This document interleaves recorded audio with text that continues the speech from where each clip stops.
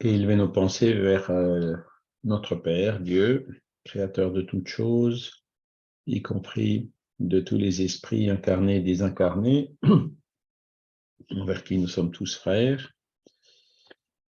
et qui nous envoie tous ces guides spirituels. Chacun de nous en a un, tous ces messagers qui nous ont laissé ces enseignements qui nous aident à comprendre les choses, les lois naturelles, notamment celles qui gouvernent le monde spirituel, celles qui gouvernent l'âme et tous ces aspects qui sont trop peu étudiés encore par notre science officielle, que nous puissions comprendre ces lois et qui nous aident tellement à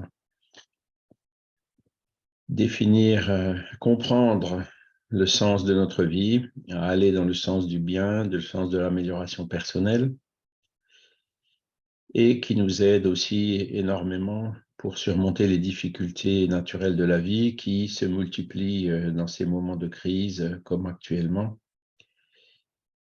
en espérant aussi que ces échanges que nous pouvons avoir seront utiles aussi pour les esprits qui pourraient nous accompagner.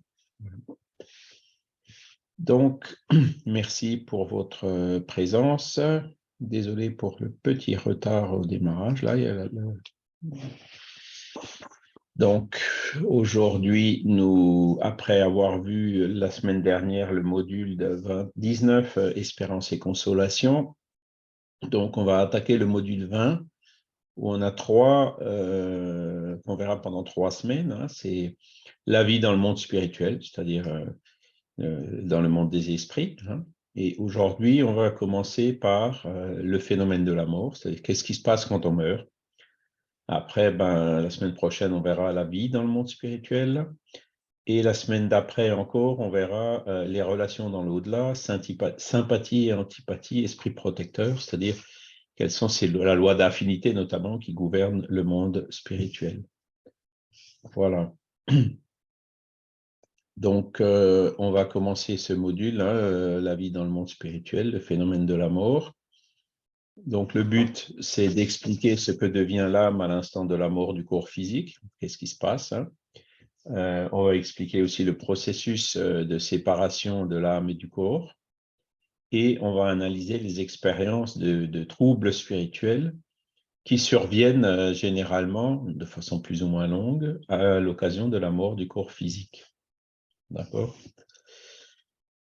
Alors, pour commencer, on est dans le livre des esprits, question 149, où Kardec a demandé « Que devient l'âme à l'instant de la mort ?»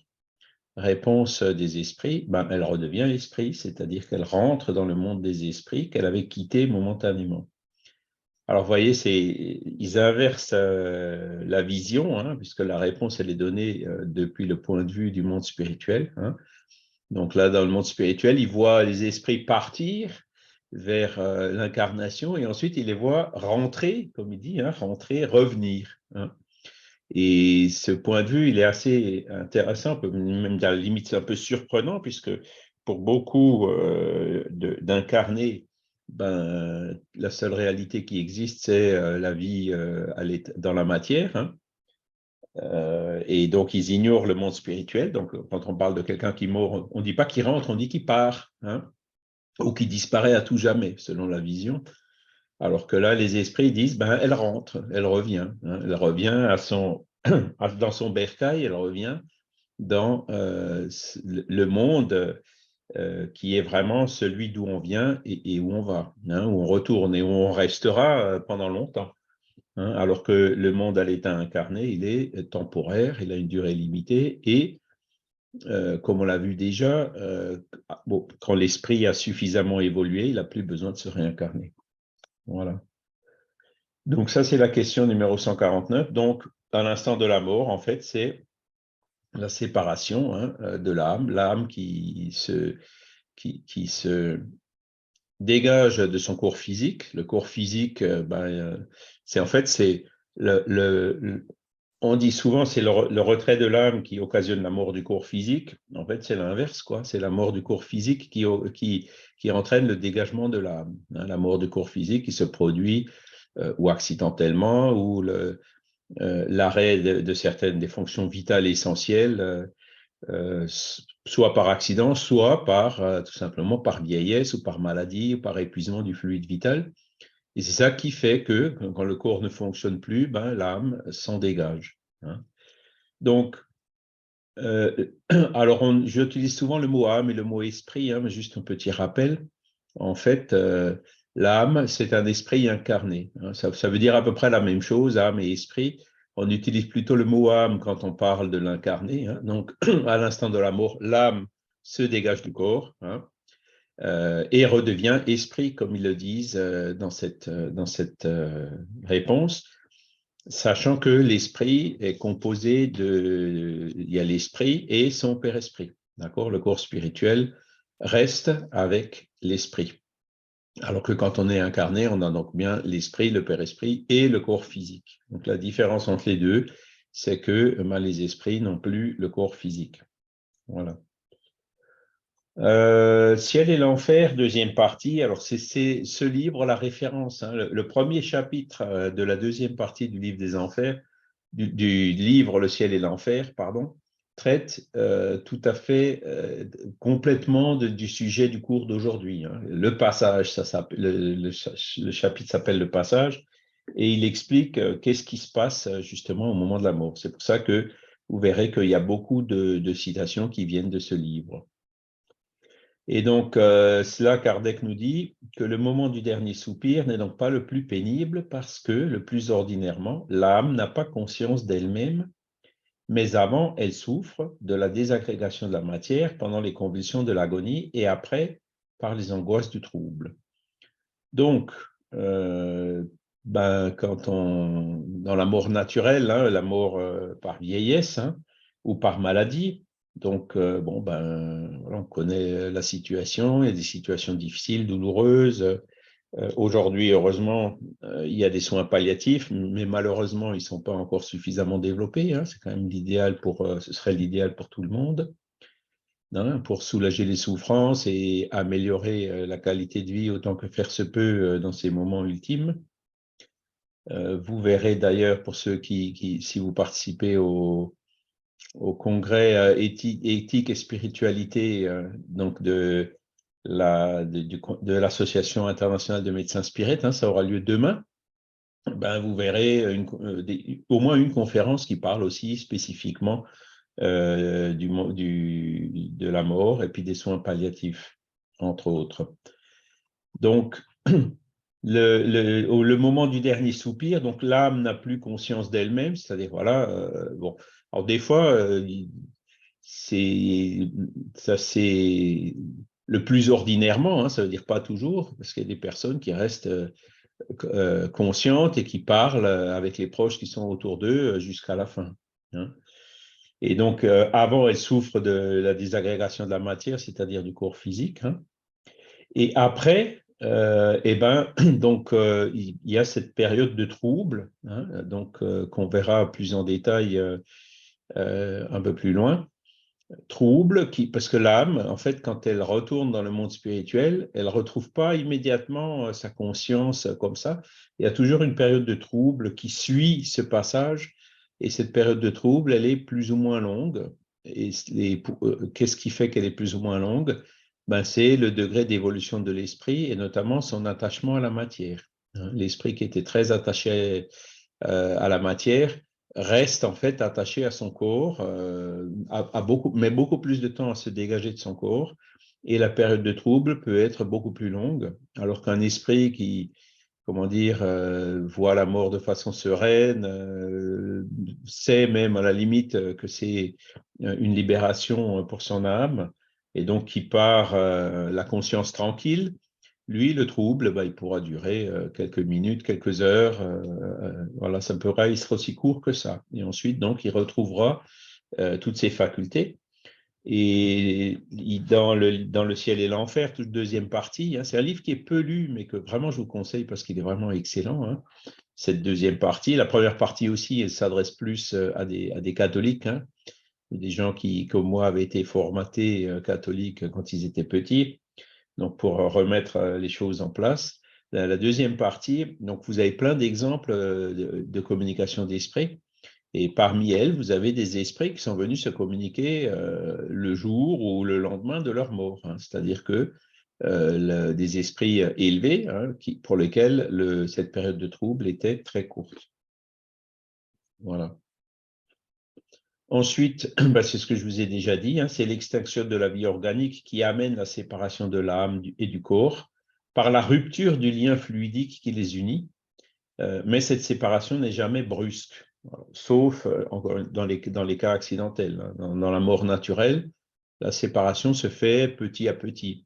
Et vous voyez souvent les personnes qui sont dans les dernières semaines ou les derniers jours acquérir une lucidité qu'ils n'avaient pas. Hein. L'exemple de mon père qui était toujours un peu sceptique, hein, même s'il ne rejetait pas catégoriquement le monde des esprits. Hein, il disait toujours jamais personne n'est revenu de l'autre côté pour nous dire comment ça se passe. Et je lui ai dit, il n'y a rien de plus faux, hein, puisque le ciel et l'enfer, notamment, en est plein.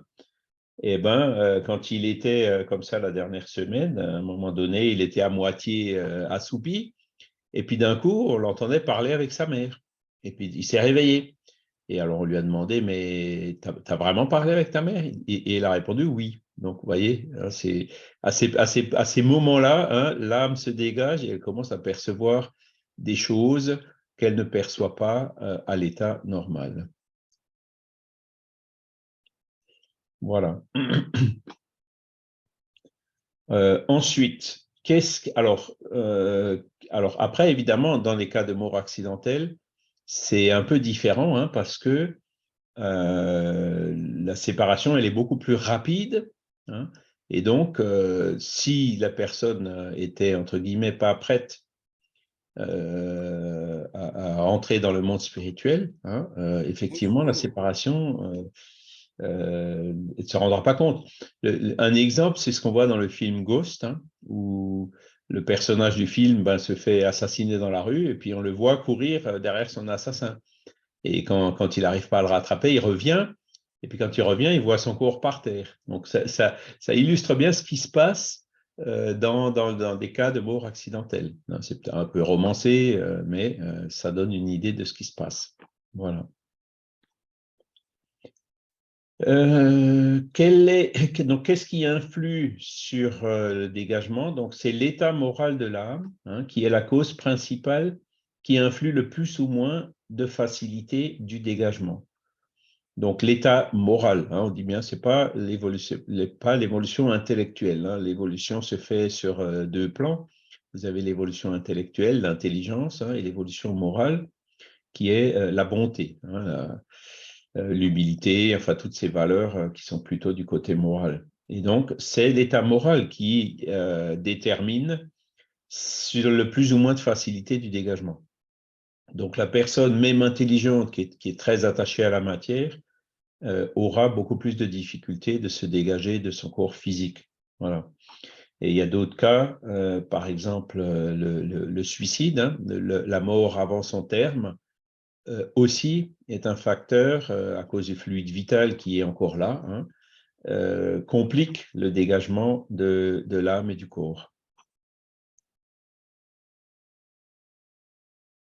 Ou alors, il peut y avoir d'autres facteurs comme la personne qui ne veut pas mourir, qui veut absolument rester auprès de sa famille, de ses enfants ou autre chose, qui la retient fortement à la terre. Hein.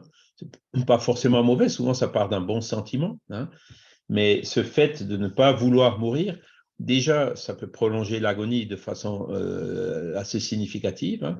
On entend souvent des cas de personnes qui restent vivantes jusqu'à ce que la personne de la famille qui voulait absolument encore voir avant de partir vienne effectivement, hein, et puis d'un coup partent dans les heures ou les jours qui suivent. Hein. C'est aussi un facteur qui peut faire de sorte que donc prolonger un petit peu cette période d'agonie. Vous voyez, il y a quand même là la liberté de l'âme qui joue, hein, l'âme qui est consciente, disons, évoluée, qui est consciente qu'elle retourne dans le monde spirituel, hein, en général, elle aura plus de facilité, elle arrivera plus rapidement à se dégager du corps physique. Ensuite, donc on revient dans le livre des esprits, la question 154, où Kardec, dans un commentaire, il nous dit,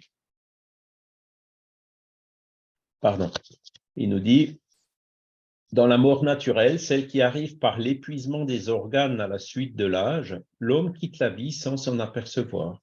C'est une lampe qui s'éteint faute d'aliments. Une lampe ou une bougie qui s'éteint parce que il n'y a plus de cire. Voilà. Ça, c'est l'image, je dirais, de la mort naturelle.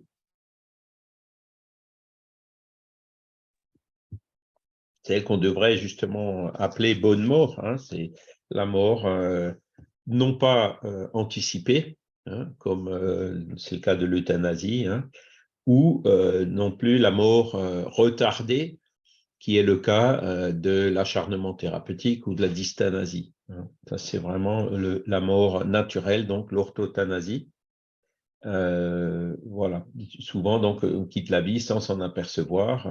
Ça se fait de façon tout à fait naturelle et douce. Alors après, il nous parle des morts violentes, question 162. Dans tous les cas de mort violente, quand elle n'est pas amenée par l'extinction graduelle des forces vitales, les liens qui unissent le corps au père-esprit sont plus tenaces, le dégagement complet est plus lent. Voilà, donc ça c'est donc mort violente, ça peut être par accident, ça peut être une mort violente par exemple par un arrêt cardiaque ou un AVC. Souvent on dit, bon, il vaut mieux mourir debout, l'agonie est moins longue, effectivement, mais d'un autre côté, l'esprit met un peu plus de... Il est pris de surprise en quelque sorte, et il peut mettre un peu plus de temps pour se dégager, mais là encore, ça dépendra de son avancement moral, si c'est un esprit très avancé moralement, qui a déjà des connaissances anticipées concernant le monde spirituel, il se retrouvera plus rapidement et plus facilement, même en cas de mort violente.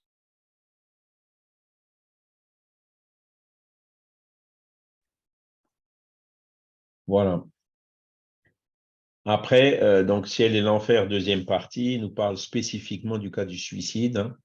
C'est dans le suicide surtout que cette position est la plus pénible. Le corps, tenant au père-esprit par toutes ses fibres, toutes les convulsions du corps se répercutent dans l'âme qui en éprouve d'atroces souffrances.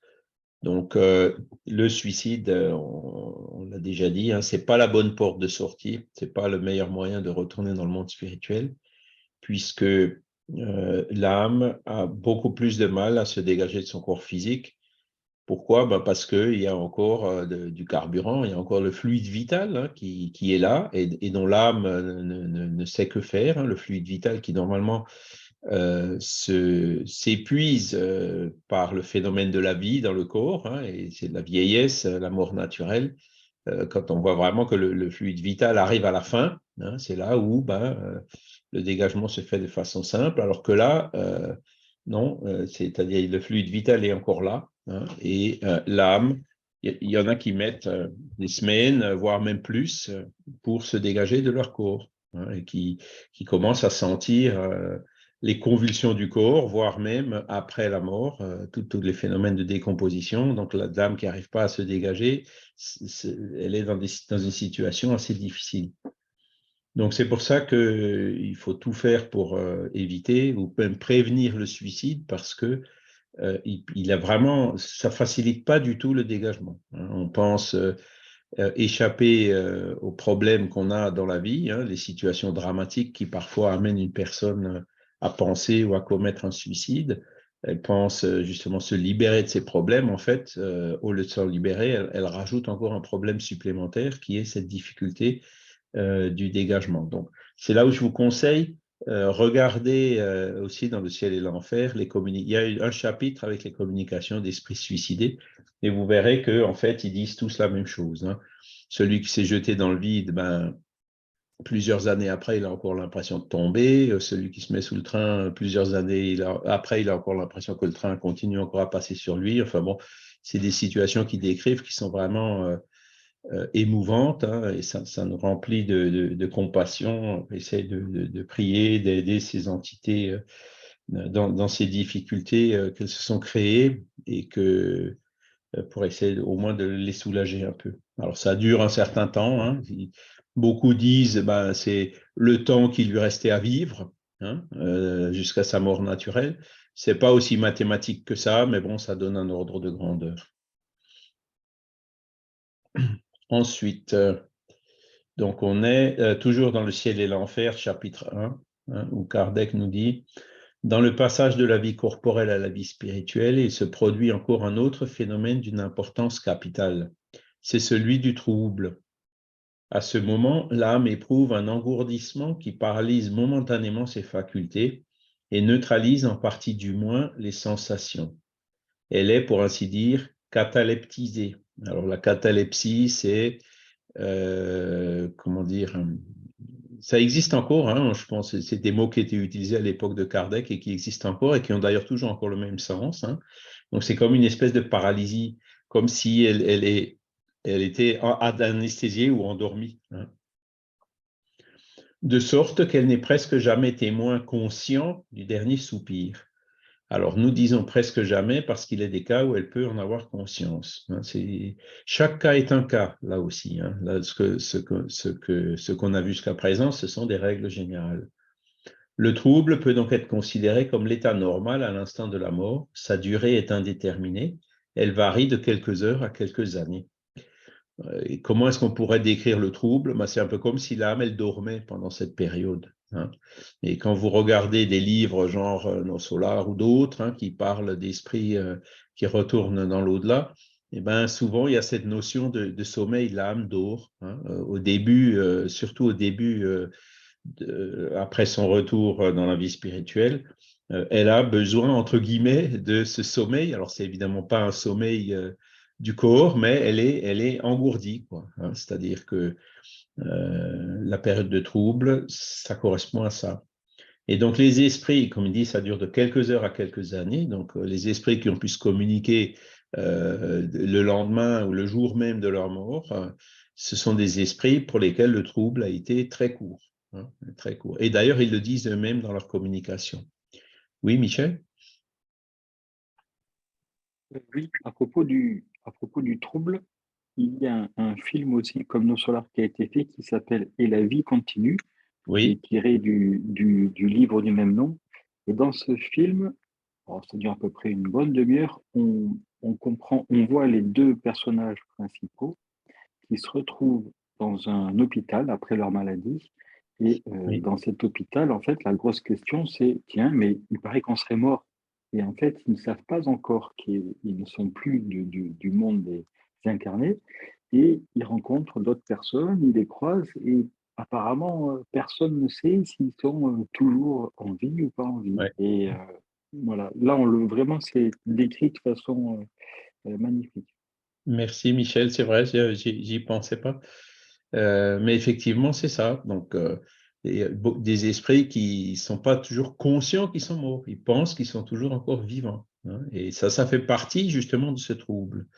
Et la prise de conscience complète, donc que ça y est, je suis mort, je suis dans le monde spirituel, là aussi dépend donc des connaissances et de l'évolution morale de chacun. Alors, on continue la description. Donc, dans le livre des esprits, commentaire de la question 165. Donc, au moment de la mort, tout est d'abord confus. Il faut à l'âme quelque temps pour se reconnaître, hein, pour reconnaître qu'elle a plus de corps physique. Elle a encore un corps, hein, c'est ça qui donne cette illusion d'être encore vivant, c'est parce qu'elle a son père-esprit, ce corps fluidique, qui est réel pour l'âme, hein, même si nous, pour nous incarner, s'il y a un esprit devant nous, notre main passera à travers son corps fluidique sans qu'on s'en rende compte. Hein. Mais pour l'âme, non, le corps fluidique, il est vraiment réel. Hein. Euh, alors, Kardec continue en disant, elle est comme étourdie dans l'état de l'homme sortant d'un profond sommeil et qui cherche à se rendre compte de sa situation. Hein. Donc, c'est un bon parallèle qu'il fait pour décrire cette situation de trouble. La lucidité des idées et la mémoire du passé lui reviennent à mesure que s'efface l'influence de la matière dont elle vient de se dégager. Donc, vous voyez, c'est le trouble, il est lié à à ce dégagement. Hein, c'est la matière qui influence encore l'âme. C'est le changement de dimension. Hein, on sort de l'espace-temps pour entrer dans les dimensions spirituelles. Hein, ça peut être aussi le tunnel que décrivent les expérienceurs de mort imminente. Hein, une zone comme ça où voilà, on est un petit peu perdu. Enfin, c'est au moment où on change de dimension. Et donc après, il y aura aussi la prise de conscience de la nouvelle dimension dans laquelle on est retourné. Hein. La lucidité des idées et la mémoire du passé lui reviennent à mesure que s'efface l'influence de la matière dont elle vient de se dégager. Donc, vous voyez, c'est les idées claires et la mémoire du passé, se rappeler qu'est-ce qui s'est passé. Hein. Dans cette vie, se rappeler des derniers instants, hein, se rappeler aussi éventuellement même voir des vies antérieures de l'âme, ça peut mettre encore plus de temps. Et que se dissipe l'espèce de brouillard qui obscurcit ses pensées. Ouais, c'est encore une autre image, un brouillard qui obscurcit les pensées. On est dans les vapes, en quelque sorte, quoi. La durée du trouble qui suit la mort est très variable. Il peut être de quelques heures, comme de plusieurs mois, et même de plusieurs années. Chez ceux chez lesquels il est le moins long sont ceux qui se sont identifiés de leur vivant avec leur état futur, parce qu'alors ils comprennent immédiatement ou plus rapidement leur position. Le trouble qui suit la mort n'a rien de pénible pour l'homme de bien. Il est calme et en tout semblable à celui qui accompagne un réveil paisible. Toujours l'homme de bien, celui qui retourne de l'autre côté avec la conscience tranquille. Pour celui dont la conscience n'est pas pure, il est plein d'anxiété et d'angoisse qui augmentent à mesure qu'il se reconnaît. C'est l'inverse. Oups, ça y est, je suis plus là, je peux plus rien faire. Ou par exemple le suicide, comment je fais pour revenir en arrière? Je regrette, maintenant on peut plus revenir en arrière, etc. Donc c'est toutes ces angoisses qui peuvent travailler ceux dont la conscience n'est pas pure.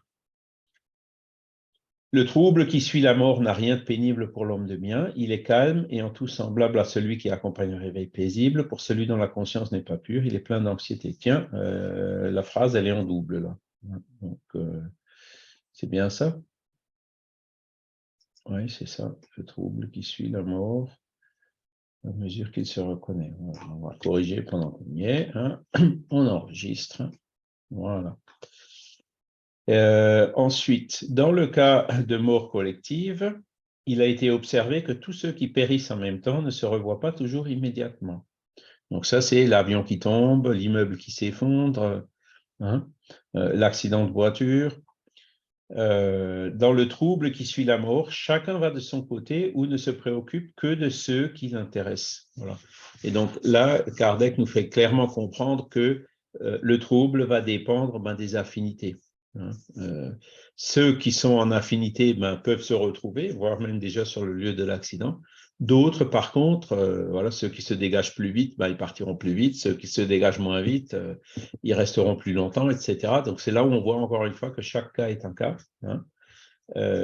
Et donc, c'est pour ça que ceux qui périssent en même temps ne se revoient pas toujours immédiatement. Voilà. Ça, c'était le commentaire à la question 165. Maintenant, on va voir le commentaire à la question 257 du livre des esprits, toujours. Et c'est la question de la douleur. Le corps est l'instrument de la douleur. C'est sinon la cause première, du moins la cause immédiate. D'accord? Donc, on se tape avec le marteau avec un marteau sur le doigt. Il y a les terminaisons nerveuses, etc. Le corps réagit, ça enfle, il y a un hématome, etc. Qui, par ces terminaisons nerveuses, nous occasionne la douleur physique qui vient du corps. D'accord? L'âme, elle a la perception de cette douleur. D'accord? Cette perception, c'est l'effet. Donc, c'est au niveau, les lésions causées au niveau du corps qui sont la cause, et l'âme, elle en perçoit le contre-coup ou l'effet. Le souvenir qu'elle en conserve peut être très pénible, mais ne peut avoir d'action physique. Voilà, donc une fois que l'âme est dégagée de son corps, on entend des âmes qui souvent nous disent je sens encore des douleurs. Donc là, dans ce cas-là, ça ne peut plus venir du corps. hein, puisque l'âme est déjà dégagée de son corps. Et donc Kardec il continue en disant, le froid ni la chaleur ne peuvent désorganiser les tissus de l'âme. Il y a des esprits qui disent j'ai froid, hein, alors que en fait, le froid, c'est aussi quelque chose qui se ressent à travers le corps physique. Donc, en principe, l'âme ne devrait pas ressentir le froid. On va voir pourquoi. Dégagé du corps, l'esprit peut souffrir, hein, mais cette souffrance n'est pas celle du corps. Ce n'est cependant pas une souffrance exclusivement morale, comme le remords, puisqu'il se plaint du froid et du chaud. Donc, on cherche à comprendre pourquoi les âmes se plaignent du froid et du chaud, hein. Ils ne souffrent pas plus en hiver qu'en été. Nous en avons vu passer à travers les flammes sans rien éprouver de pénible. La température ne fait donc sur eux aucune impression, hein. En disant que les esprits sont inaccessibles aux impressions de notre matière, nous voulons parler des esprits très élevés dont l'enveloppe éthérée n'a pas d'analogue ici-bas. Il n'en est pas de même de ceux dont le Père-Esprit est plus dense, donc qui sont moins élevés. Ceux-là perçoivent nos sons et nos odeurs, mais non pas par une partie limitée de leur individu comme de leur vivant incarné. Ils entendent le son de notre voix et pourtant ils nous comprennent sans le secours de la parole, par la seule transmission de la pensée. Donc, les âmes, c'est vrai, n'ont pas d'oreilles, elles n'ont pas les yeux physiques, hein, donc qui transmettent par le nerf optique et puis le nerf auditif vers le cerveau qui décode et arrive donc à analyser les sons pour comprendre les paroles ou à analyser les images pour reconnaître les personnes, par exemple, ou les lieux qui sont devant eux. Avec l'âme, ça ne fonctionne pas comme ça fonctionne plus par télépathie, c'est une transmission de pensée à pensée. Et c'était arrivé souvent par Kardec que quand il voulait poser une question, les esprits répondaient avant qu'il la pose, parce qu'ils avaient déjà lu la pensée de Kardec, ils sont allés chercher la question directement là-dedans, alors que le médium par lequel l'esprit se communique n'était pas du tout au courant. Donc ça, ce sont des phénomènes qui sont intéressants parce que ce sont chaque fois des phénomènes, des preuves d'identité, hein, que le médium transmet bien la pensée de l'esprit puisque le médium n'avait aucun moyen de connaître la question qui avait été posée ou qui allait être posée. Quant à la vue, elle est indépendante de notre lumière, donc c'est pareil, hein. La faculté de voir est un attribut essentiel de l'âme. Pour elle, il n'y a pas d'obscurité. Mais elle est plus étendue, plus pénétrante chez ceux qui sont plus épurés. L'âme ou esprit a donc en elle-même la faculté de toutes les perceptions. Donc, on parle des douleurs, donc les âmes qui ressentent des douleurs. Alors, ce n'est pas complètement expliqué dans le texte, mais en fait, cette douleur que ressent l'âme, c'est plutôt un effet de mémoire, hein, de la douleur qu'elle avait quand elle était physique, hein, et donc, l'âme pense, hein, l'âme notamment, on connaît le cas d'une personne qui était hypocondriaque, qui avait tout le temps des douleurs, des maladies. Quand elle allait chez le médecin, que le médecin dit qu'elle n'avait rien, le médecin n'était pas bon, etc.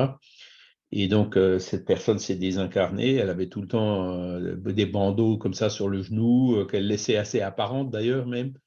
Et puis, quand elle était retournée dans le monde spirituel, il y a eu une vision donc, de cette personne qui continue à se plaindre de son genou, hein. Donc, c'est un effet de la mémoire qui lui donnait ce ressenti de douleur, hein. Alors qu'elle n'avait plus son corps physique, la douleur ne pouvait pas venir de son corps physique, voire même, pour un hypochondriaque, c'est peut-être même la pensée qui avait induit, hein, des problèmes au niveau du corps, hein, puisque on sait l'influence que peut avoir la pensée sur notre propre corps.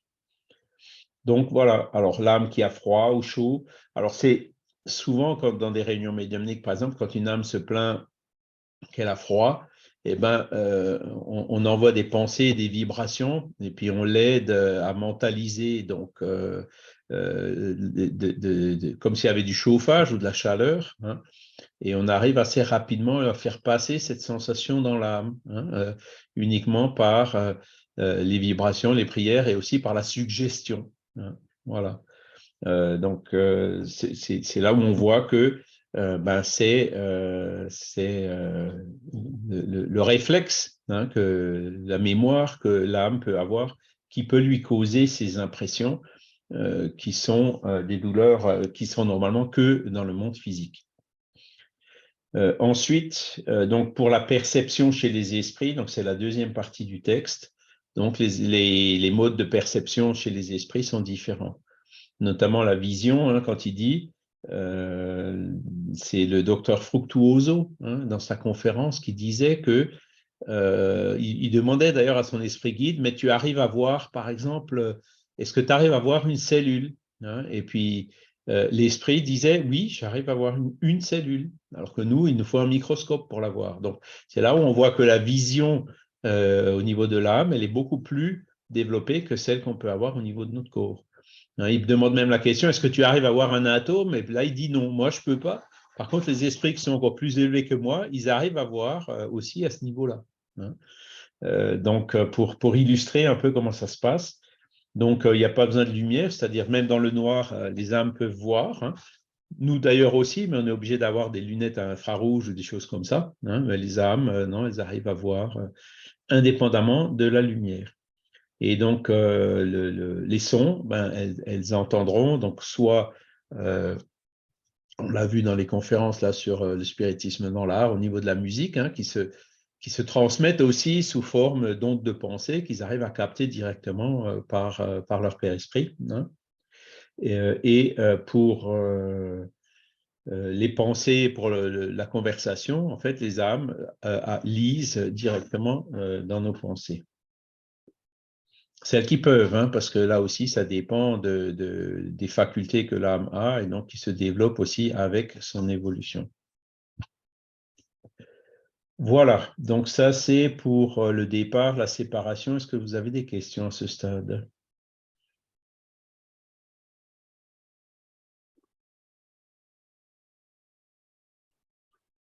Peut-être un commentaire. Oui,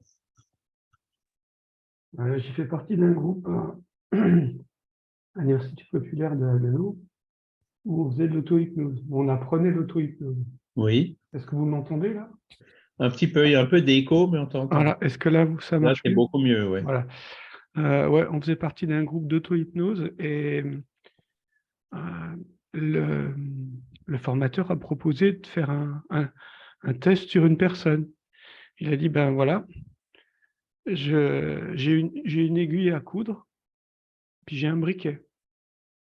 Alors, qui est-ce qui veut faire le test? Alors, moi, j'ai dit, bon, pourquoi pas? Alors, il me met en hypnose, je ferme les yeux, tout ça. Je dégage mon bras, il me dit, ben maintenant, je vais chauffer l'aiguille, je vais te brûler. Alors, il pose l'aiguille sur mon bras. Et puis, je dis, mais tu es en train de... Ça me fait mal, quoi. Ça me crée une brûlure.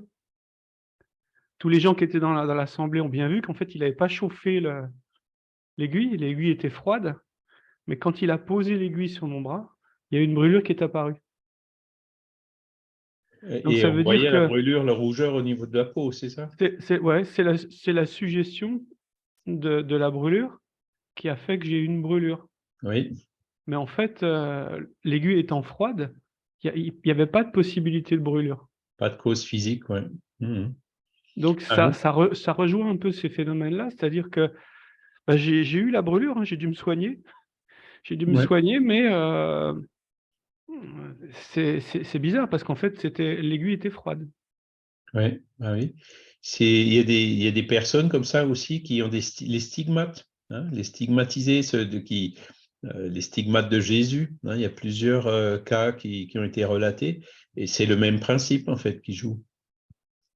Et effectivement, donc, c'est là où on voit que, alors, ce que tu décris, dans le monde des esprits, ça fonctionne quasi exclusivement comme ça, hein. Dans notre monde incarné, si vraiment il te met le briquet sous la main, c'est le briquet, la chaleur qui va te causer la sensation de brûlure. C'est pas la suggestion, tu vois, hein, la Et, transmission de pensée ou voilà, le fait de ton âme croire fortement quelque chose. Et il expliquait à l'inverse, c'est-à-dire que s'il m'avait vraiment brûlé, par exemple avec la flamme du briquet, il aurait très bien pu anesthésier complètement le bras et Ouais. j'aurais rien senti. Et tu Et aurais par contre, dit j'aurais été brûlé l'aiguille était aussi. froide, et puis, alors que physiquement, elle était chaude, quoi. Mais ouais. Mais c'est comme ça que aujourd'hui, les personnes qui supportent pas les produits anesthésiants, on peut faire des chirurgies en les anesthésiant par l'hypnose, hein, sans produits anesthésiants, hein, en leur suggérant voilà, qu'ils n'ont aucune douleur dans la partie qui est soumise à l'intervention chirurgicale. Et ça fonctionne. Alors, ça fonctionne sur des personnes qui sont suggestibles, hein, ou hypnotisables, ce qui n'est pas le cas de tout le monde, hein. Il y en a qui sont pour lesquels l'hypnose fonctionne plus ou moins bien, et d'autres pour lesquels ça fonctionne pas du tout. Et ça, c'est encore une caractéristique de l'âme, hein. L'esprit garde toujours son libre arbitre, et même les hypnotisés, hein, la suggestion de l'hypnotiseur va jusqu'à un point, mais que si par exemple, on prend un cas extrême, hein, la personne hypnotise une autre personne pour lui dire de commettre un crime, ben, si l'esprit hypnotisé ne veut pas commettre le crime, il ne le commettra pas, hein. Il y a des limites, hein. Mais à l'intérieur de ces limites, effectivement, il peut y avoir des phénomènes comme ceux dont tu viens de parler. Et donc, dans le monde des esprits, en fait, tout fonctionne comme ça. C'est pour ça que dans les réunions médiumniques, un esprit qui souffre, hein, c'est beaucoup par la suggestion, hein, on lui fait visualiser des choses. En plus, on envoie aussi des prières et des fluides qu'on arrive à les soulager assez rapidement. Ou voilà, enfin pas les guérir, mais soulager leur douleur assez rapidement. On en a eu un récemment, hein, qui avait un poignard dans le cœur, hein, et voilà, par une action comme ça, on a réussi à, entre guillemets, lui enlever le poignard, hein. Et puis arrêter aussi l'écoulement du sang, voilà, puisqu'il a l'impression d'avoir cet écoulement du sang. Et tout ça, c'est par la suggestion, hein. C'est comme ça que fonctionne dans le monde des esprits. On le verra d'ailleurs un peu plus loin quand on parlera des affinités, hein. C'est comme ça que les esprits se retrouvent entre eux par affinité. Voilà. Ensuite, alors je vois le début là du support, c'est l'individualité de l'esprit qui se conserve, hein, effectivement. La goutte d'eau qui retombe dans l'océan, c'est ce qu'on appelle, ce sont des personnes qui pensent comme ça. En fait, l'âme garde son individualité, c'est-à-dire si elle était bonne, intelligence, humble, en tant qu'incarnée, elle sera bonne, intelligence, humble en tant que désincarnée, et vice-versa, hein. Donc, on garde notre individualité, on garde notre conscience. La goutte d'eau qui tombe dans l'océan, ça revient à mettre tout le monde dans le même pot ou dans le même océan, si on peut dire, après la mort. Que ce soit une personne bonne ou une personne moins bonne, le sort qui arrivera après la mort sera le même. En fait, ben, l'observation prouve que c'est pas comme ça. Voilà. Et donc, le problème aussi de ces âmes qui se confondent de nouveau dans la masse de la goutte qui tombe dans l'océan, c'est que ben, on nous enlève toute responsabilité. C'est-à-dire si on sait que en faisant le bien ou en faisant le mal, en étant économe ou dépensier, en étant sobre ou jouisseur, on retombe partout, on aura de toute façon la même chose après. C'est pas de nature à nous encourager à jouir moins, à être plus sobre ou à évoluer, hein. Le fait que l'individualité se conserve, c'est beaucoup plus stimulant, entre guillemets, pour notre évolution, hein. Et donc, la goutte qui retombe dans l'océan, ben ça revient pratiquement au matérialisme, hein, et au le fait que dire, ben, il y a le néant, quoi. Puis ce qu'il faut voir aussi, c'est vous prenez un verre d'eau propre et puis vous mettez une goutte d'eau sale dans le verre. Qu'est-ce qui se passe avec le verre? Ben, il est sale, vous ne pouvez plus le boire. Voyez, ce serait profondément injuste. Voilà. Après, bon, bah, donc l'âme, ça c'est effectivement, il manque peut-être un item au début là qui parle de l'individualité, hein. La séparation, bon, ben, on l'a vu, hein. Voilà, on enlève, on sort de notre corps physique comme on enlève un vieil habit, hein. Voilà. Donc, le dégagement commence déjà avant même la mort, hein, la personne c'est pour ça qu'il y a des livres entiers qui ont été écrits des phénomènes aux approches de la mort. Alors, il y avait une psychiatre ou psychologue suisse, son nom m'échappe maintenant, qui a écrit beaucoup de livres là-dessus. Elisabeth Kubler-Ross? Voilà, c'est ça. Merci Vincent, qui a écrit beaucoup de livres sur ce sujet.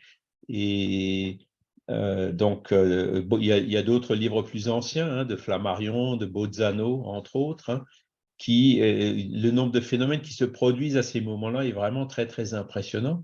Et ce sont des phénomènes qui sont justement de nature à aider, à prouver qu'on a bien quelque chose qui est indépendant du corps, une âme. Je vous ai raconté un cas qui était celui de mon papa tout à l'heure, qui était pourtant sceptique. Ben, c'est à ces moments-là qu'il commence à se rendre compte quand l'âme est déjà à moitié dégagée du corps, hein.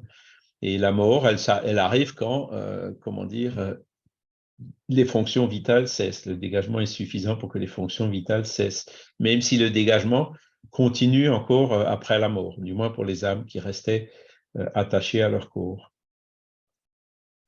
Voilà. Et donc, ça cellule à cellule, souvent il y a même des phénomènes de décomposition qui commencent avant même quand la personne est encore vivante, hein. C'est parce que ben, c'est le Père Esprit, hein, qui est comment dire, le moteur, hein, avec le fluide vital du phénomène de la vie, ben, qui est tellement faible et qui est déjà à moitié dégagé que effectivement on peut avoir ce genre de phénomène.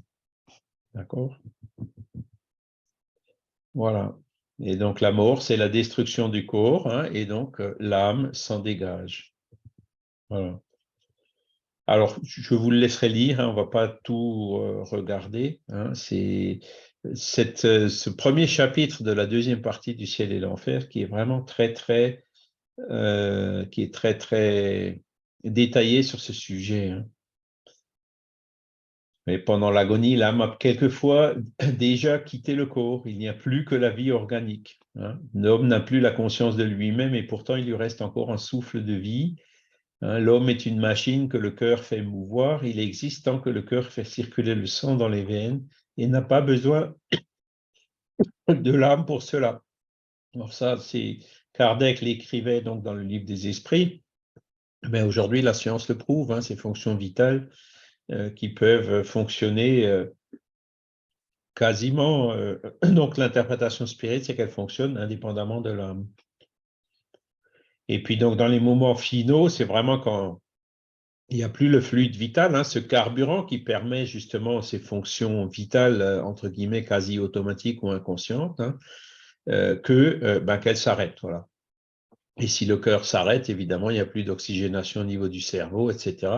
C'est là où le processus de la mort du corps physique s'accélère. Et c'est ça qui, comment dire, occasionne le dégagement plus complet de l'âme. Oui, Michel? Oui, Charles, merci. Je suis abonné à Science et Avenir parce que je trouve que c'est une revue très intéressante, alors où il y a beaucoup de vulgarisation scientifique, et ils en ont fait un spécifique sur eh bien, la mort. Et en fin de compte, alors bien sûr, il y a peut-être un ou deux articles scientifiques sur la mort, mais on s'aperçoit que la plupart des autres articles sont des articles philosophiques de la mort quand même. Donc, une fois qu'on a dit, ben, en effet, c'est l'arrêt du cœur, alors après on peut dire c'est l'arrêt du cerveau, pas tout à fait, enfin voilà. Mais sinon, en effet, c'est l'arrêt du cœur et tout le reste est philosophique sur la mort. Et ça, même la science ne peut rien faire et rien dire de plus à ce niveau-là. Et pourtant, c'est un phénomène scientifique que l'on voit chaque jour, que l'on peut observer chaque jour, que l'on pourrait étudier scientifiquement chaque jour depuis des milliers d'années.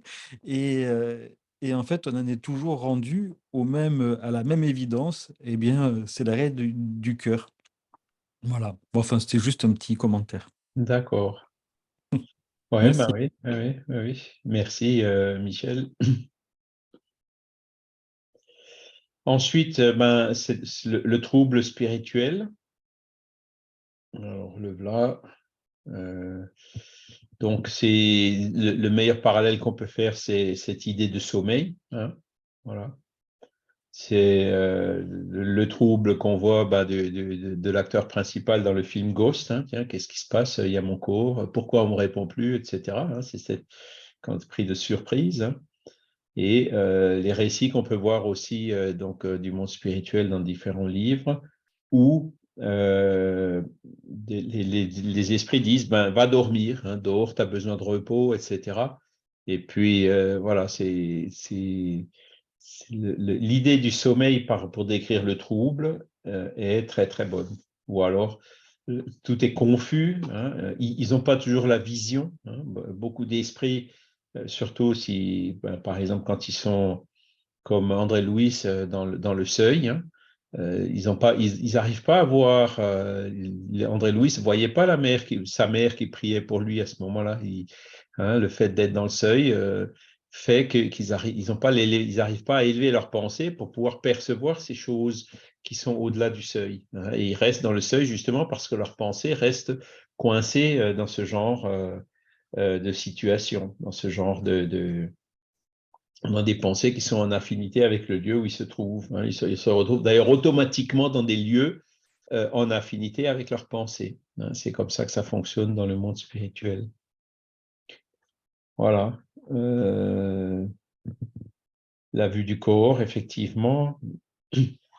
Et puis, ils essayent de parler. On a eu aussi des communications d'un esprit qui faisait partie d'un groupe religieux et puis qui continuait à aller dans son temple et qui ne comprenait pas pourquoi les gens ne lui répondaient plus en disant maintenant, je ne suis pas mort parce que si j'étais mort, je serais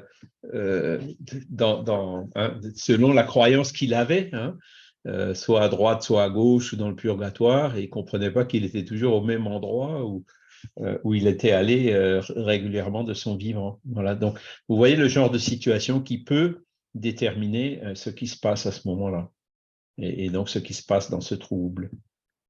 Et donc, il faut un peu de temps pour que l'âme arrive à se reconnaître, hein, pour se retrouver. Alors, le fait qu'on en parle aujourd'hui, le fait, par exemple, que nous ayons des connaissances par rapport à cette question, peut effectivement aider, hein, à ce que, ah bah tiens, ça y est, c'est ce que j'avais vu, c'est ce que j'avais lu, on se retrouve plus vite, hein. Donc, on comprend mieux ce qui se passe, hein, puisqu'on y avait déjà été préparé en quelque sorte avant la désincarnation. Donc, ça a un facteur qui aurait tendance à réduire la durée du trouble. Voilà. Et après, ça dépend aussi du niveau d'évolution. On a beau être spirit, hein, quand on a mauvaise conscience, on va rester aussi enfermé dans cette mauvaise conscience, hein.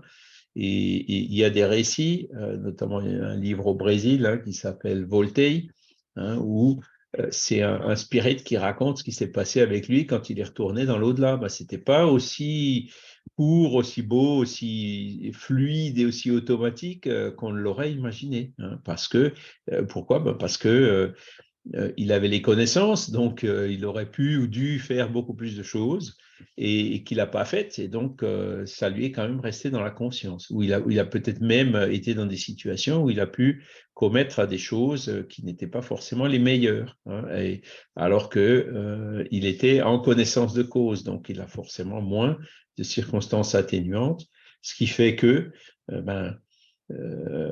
voilà, le trouble, pour lui, a pu se produire également.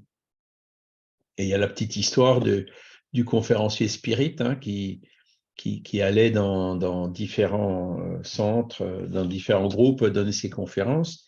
Et chaque fois qu'il allait dans un groupe donné, il y avait un des assistants qui était là et qui l'écoutait vraiment avec énormément d'attention, au point que le conférencier avait remarqué, hein, cet assistant. Et donc, chaque fois qu'il venait à cet endroit-là, il le voyait, jusqu'au jour où il ne l'a plus vu, il n'était plus là. Tiens, voilà, il a continué. Puis quelques instants après, il est décédé et il s'est retrouvé dans une situation un peu compliquée. Et parmi les esprits qui sont venus le secourir, il y avait justement cet assistant. Et donc, il était un peu étonné en disant, mais punaise, comment ça se fait que vous avez une fonction déjà aussi avancée et élevée dans le monde spirituel, au point que vous veniez pour me secourir moi? Et l'assistant qui disait, ben oui, c'est simple, j'ai tout simplement mis en pratique ce que ce que vous exposiez dans vos conférences. Voilà. Et donc, c'est une petite histoire qui, là aussi, permet d'illustrer ce qui peut faciliter ou pas, hein, au moment où on retournera de l'autre côté. C'est quand même important, puisqu'on va tous y passer par là. Hein. On est sûr, hein, à 100% qu'un jour, on va retourner de l'autre côté. Donc, c'est quand même assez intéressant de se pencher sur le sujet. Hein. Donc, comme quand on fait un voyage, on essaye est-ce qu'il va faire chaud, est-ce qu'il va faire froid, est-ce que je retrouverai bien, par exemple, les médicaments que je prends, ou au niveau de l'alimentation, la langue, comment je vais faire pour me comprendre, etc. On se prépare avant de faire un voyage. Hein. Et bien là, c'est pareil. Hein. C'est un voyage qu'on va faire à coup sûr. Donc, c'est quand même assez important, hein, je dirais, voire même assez fondamental de s'y préparer. Hein. Vous voyez, pour le criminel, la vue incessante de ses victimes et les circonstances du crime est un cruel supplice. Hein, donc, ça, c'est pour le criminel. Pour le suicidé, c'est le même genre d'effet qui se produit. Hein. Il en parle. Hein. L'esprit est surpris. Hein. Il ne croit pas être mort. Il dit non, non, c'est pas vrai, vous me mentez, je suis pas mort. Hein. Et pourtant, ben voilà, ce corps-là, c'est voilà, là, votre corps, c'est plus le même. Est-ce qu'on vous répond comme avant? Ben non. Donc, il faut les sensibiliser. Il y a des esprits, des fois, on ne peut pas leur dire comme ça, de but en blanc, mais vous êtes mort, monsieur. Hein, ça va le choquer. Et ça va au lieu de l'aider, au contraire, on va le traumatiser. Donc, il faut y aller doucement. Il faut dire, ben oui, là, vous savez, la vie est éternelle. Il y a eu un petit changement. Il faut utiliser d'autres mots au lieu de dire comme ça de but en blanc, monsieur ou madame, vous êtes mort. Voilà. Et donc, c'est là où on arrive petit à petit à les faire sortir du trouble. D'accord ? Alors, le matérialiste, effectivement, lui, il a aussi du mal parce qu'il pense que ça y est, maintenant je suis dans le néant, il n'y a plus rien. Et puis finalement, il n'est pas dans le néant. Hein, alors, qu'est-ce qui se passe? Ben oui, lui aussi, il lui faudra un peu plus de temps pour se reconnaître. Vous voyez? Voilà. Et ça, c'est une question d'observation. Hein. Et la deuxième partie du ciel et l'enfer, ça fait 5-6 fois que j'en parle, elle est fondamentale puisque c'est par l'exemple, c'est les témoignages que les esprits nous donnent qui nous amène aux conclusions, à ce résumé, de pouvoir décrire qu'est-ce qui se passe au moment de la mort. C'est les esprits eux-mêmes qui sont venus nous le dire. Voilà. Après, la sensation chez les esprits, donc on l'a déjà vu, hein, c'est plus l'âme qui dit qu'elle a chaud, froid ou qu'elle a mal. C'est plus une question de réflexe, hein, une mémoire qu'elle a gardée des douleurs quand elle avait physique et qui sont alimentées par sa propre pensée, la pensée de l'âme elle-même, hein, que des causes réelles. Mais pour l'âme, c'est une sensation qui peut être effectivement douloureuse. Et donc, il faut qu'on essaye aussi de les aider à s'en sortir. Voilà. Et au niveau des perceptions, je crois qu'on l'a vu assez longuement. Voilà. Alors, est-ce que vous avez des questions encore sur ce thème ou des remarques à faire? La semaine prochaine, on ira un peu plus loin.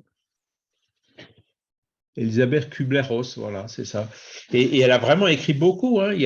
C'est une auteure très citée, hein, qui a beaucoup observé justement elle a pu accompagner beaucoup de patients au moment du dégagement. Je pense que ça, les gens qui travaillent dans les soins palliatifs doivent être quotidiennement témoins de ce genre de choses. Hein.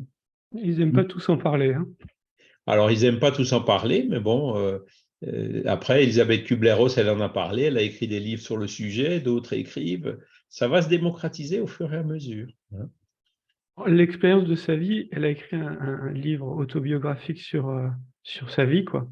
Parce qu'elle est suisse au départ. Hein, Oui, oui, oui. Elisabeth Kubler-Ross, elle est née en Suisse, elle a fait ses études de médecine en Suisse, et puis elle s'est mariée avec un Américain, elle est allée vivre en Amérique, et elle a développé les soins palliatifs en Amérique, et ça s'est répandu sur toute la planète, en fait. Et elle a une vie extraordinaire. Hein. Si vous avez l'occasion de lire des livres autobiographiques sur Elisabeth Kubler-Ross, c'est incroyable. Oui, oui, oui. Et on voit à quel point ça peut être enrichissant, hein, le fait de prendre conscience de tout cela. Et puis je ne sais pas si elle est toujours vivante. Non, elle est morte depuis longtemps. Hein. Oui, c'est ça. Parce que ces livres datent des années, je crois, 80 même, ou 90, quoi. J'ai pas les dates, mais ouais. Ah ouais, c'était du siècle dernier encore. Oui, oui, oui, oui, oui, c'est. Et elle n'était pas spirit. C'est ça vous voyez, et c'est ça qui est bien, c'est que quand vous avez des auteurs comme ça qui sont pas spirit, qui n'ont pas été influencés par la lecture de Kardec, qui viennent décrire leur témoignage personnel, les expériences de mort imminente avec Moody, et ben voilà, ça nous apporte des confirmations. Hein. Bon, elle n'était pas spirit, mais elle a fait des expériences de médiumnité très, très. Elle est allée très, très loin. Hein. Oui, oui, probablement. Attention, Oui. elle a monté même un centre un genre de centre avec de la médiumnité, mais qui était à la limite, ouais, malsain, quoi. Elle est allée peut-être trop loin. D'accord. Ouais, ben oui, après la médiumnité, c'est sûr, il faut y aller en connaissance de cause. Il faut savoir à qui on a affaire, qu'est-ce qui détermine la qualité des esprits qui viennent, comment les reconnaître, etc. Donc, il vaut mieux savoir avant de s'y lancer, hein, clairement. Voilà. Ben, merci Vincent. Le petit livre, là, La mort est un nouveau soleil, c'est pas très cher, il n'est pas très gros. Alors, ton micro s'est coupé. Le livre en question, il fait une centaine de pages. Et La mort est un nouveau soleil, c'est vraiment très rafraîchissant et ça va rejoindre les thèses du spiritisme, en fait. Voilà. Et puis, ces livres ont été publiés à des milliers d'exemplaires. Hein, donc, si vous allez sur des sites de livres d'occasion, hein, vous les trouverez à des prix à 1 euro, voire même parfois moins. Hein. Même en pocket, hein, je crois que ça doit être 5 euros, un truc comme ça, c'est vraiment pas. Ouais, neuf, quoi. Et puis après, en Ouais. occasion, c'est encore moins cher. Voilà. Ben, écoutez, si vous n'avez pas d'autres questions, de remarques, je pense qu'on va s'arrêter là. On va remercier aussi les bons esprits pour leur aide qu'ils nous ont apporté aujourd'hui dans ce cours, nous permettre de nous sensibiliser, nous ouvrir, nous faire comprendre ces questions fondamentales concernant ce moment qu'on va tous traverser dans cette vie et qu'on a déjà traversé dans d'autres vies, et que cela puisse nous aider et aider aussi les esprits qui ont pu nous accompagner aujourd'hui à comprendre ce qui leur est arrivé et à pouvoir continuer leur parcours évolutif dans le monde spirituel.